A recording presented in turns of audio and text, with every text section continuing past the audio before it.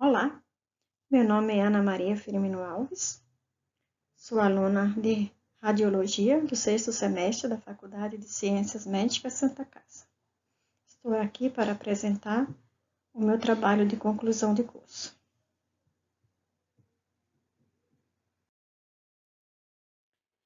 Irei falar sobre a contribuição da ultrassonografia no diagnóstico da comunicação interatrial e comunicação intraventricular. Meu orientador é o professor Carlos Eduardo de Souza. Então, o sumário.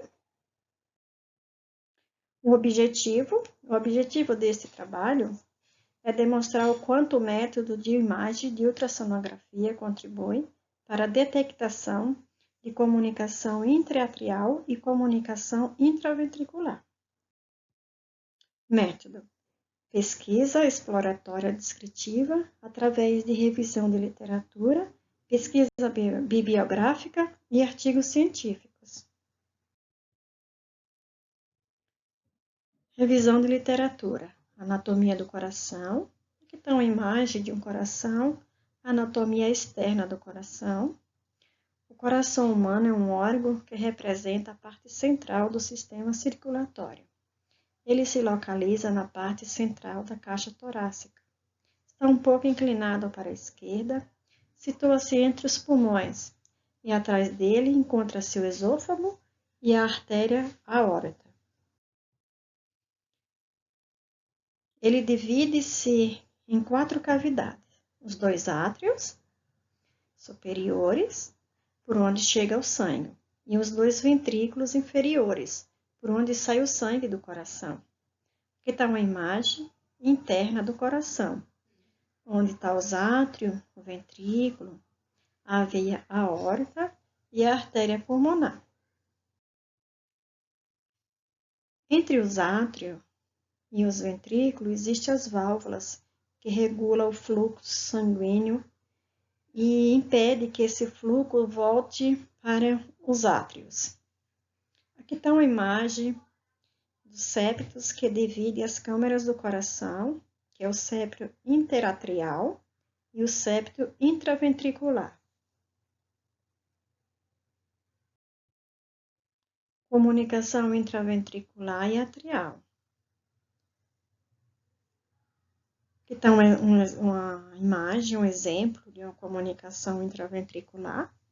A comunicação intraventricular é uma abertura na parede do septo, onde divide o lado direito e o lado esquerdo, conforme está mostrando na imagem. A comunicação intraatrial é a mesma abertura, mas nesse caso separa os átrios, o átrio direito e o átrio esquerdo.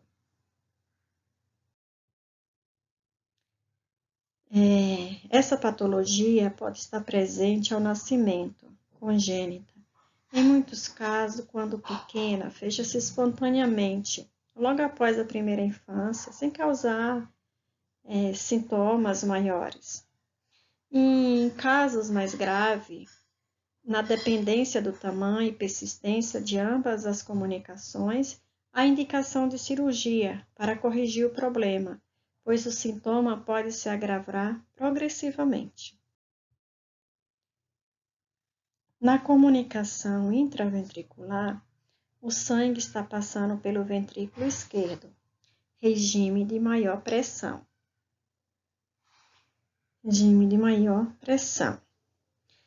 Passa para o ventrículo direito, regime de menor pressão, durante a sístole ventricular. Durante a sístole ventricular, resultando no shunt esquerdo e direito. Esse shunt é quando os alvéolos se enchem de líquidos e os pulmões não recebem o ar que realmente necessita. Aí se dá esse nome. O excedente sanguíneo que alcança o ventrículo direito é ejetado em direção à circulação pulmonar. Consequentemente, o aumento do fluxo sanguíneo pulmonar. Com o tempo, esse fluxo maior para o pulmão ocasiona o aumento da pressão nas artérias pulmonares, o aumento da resistência vascular pulmonar, levando nos casos mais severos a denominada síndrome de Eisenmenger.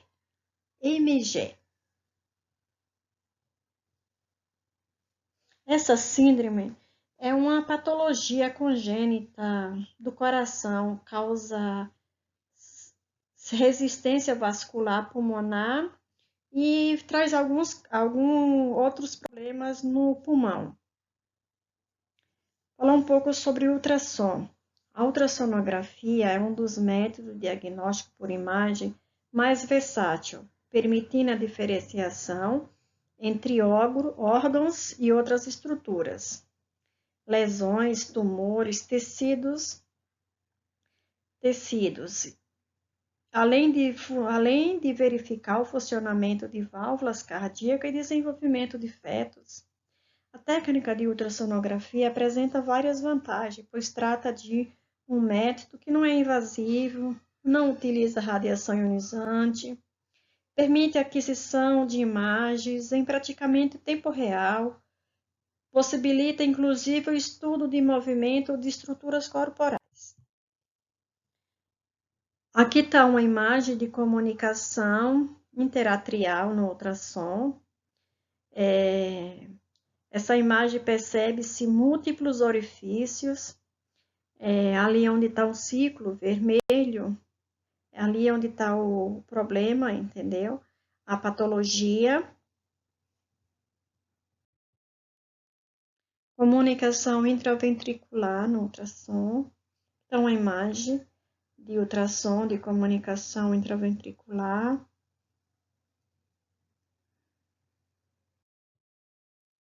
O diagnóstico das diferentes cardiopatias congênitas é feito, na grande maioria dos casos, por meio de exames, como o ecocardiograma transtorácico e o transesofágico.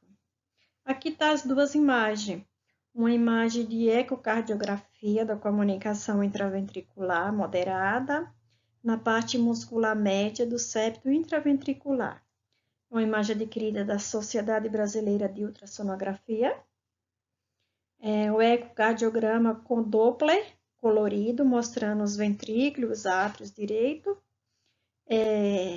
Essas imagens com os Doppler colorido, ela explica melhor, mostra melhor a direção e a velocidade do fluxo sanguíneo. Assim, podendo detectar o fluxo e o estreitamento das veias e o bloqueio sanguíneo. Conclusão. Através desse trabalho, foi possível concluir que o ultrassom tem demonstrado papel fundamental na detectação da comunicação intraventricular e a comunicação intraatrial, uma vez que se trata de um método acessível, de baixo valor, que não utiliza radiação ionizante, podendo ser utilizado na pediatria, onde há maiores índices de doenças congênitas. Existem várias técnicas percutâneas para a abordagem dos defeitos septais. Os avanços tecnológicos vêm tornando esses procedimentos cada vez mais efetivos e seguros. E, por fim, a ecocardiografia, que também exerce um papel fundamental para a identificação dos pacientes que podem se beneficiar destes procedimentos para monitoração de implantes, dispositivos, para acompanhamento, da mesma forma que os dispositivos e as técnicas percutâneas vêm se tornando cada vez mais elaboradas e adequadas para estas abordagens terapêuticas. A ecocardiografia vem acompanhando essa evolução e, com isso, trazendo informações mais completas, precisas, para os médicos auxiliar na intervenção e tornando cada vez mais simples e segura. Com tudo isso que tem, com todo esse avanço da tecnologia, cada vez mais esses avanços têm trazido melhorias para essas pessoas e para os médicos que também trabalham com tudo isso. Listar as minhas referências bibliográficas, de onde foi tirado todo esse trabalho. Eu agradeço a Deus por essa oportunidade que Ele me deu de fazer essa faculdade. Agradeço aos meus filhos que me ajudaram muito. Agradeço aos meus colegas de sala. Agradeço aos meus professores que, com o conhecimento que eles têm, sempre procuraram passar para a gente e para mim todo o seu conhecimento. Agradeço a Santa Casa, a faculdade, por ter dado essa oportunidade, pelo ensino, pelos professores que vocês têm, por tudo. Obrigado.